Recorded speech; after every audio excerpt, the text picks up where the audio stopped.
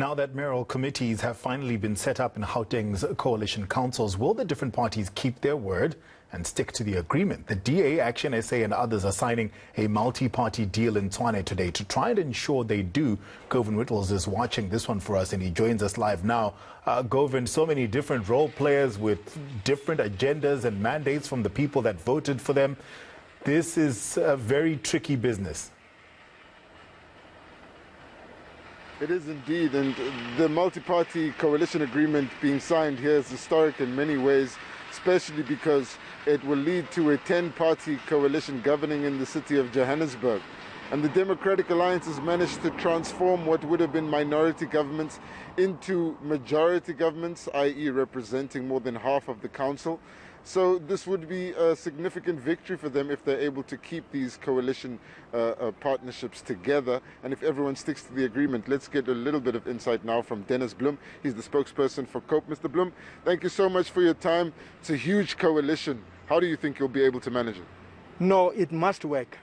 For the interest of this country, this coalition, there's no other way but to work.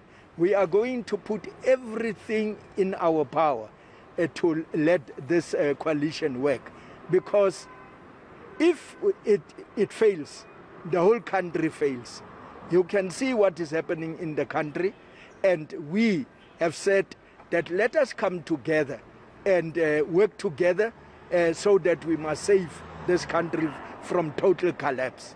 Anything else that needs to be ironed out in the coalition agreement, or is everything signed and sealed? Everything is signed and sealed.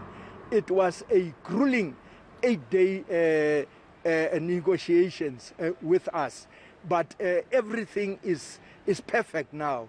And there's nothing left. Everybody is on board. Everybody is happy with the agreement. All right, thank you so much. The official signing will be happening at 11 o'clock taps here at the Sheraton Hotel just behind me. I saw John Steenhuisen arriving a little bit earlier, ActionSA's leadership as well as the leaders of other smaller parties, such as the IFP. So it is bound to be a busy day with a lot of commentary from these opposition parties on exactly how they will manage this coalition and what this agreement means in terms of trying to make sure everyone keeps to it when the coalition experiences some tough times. For now, it's back to you. Govan, before I let you go, COPE, they're saying that this must work, and they seem quite passionate about making this agreement work. Have you had a chance to speak to any of the other role players here to find out if they share that sentiment? Well, they're just arriving.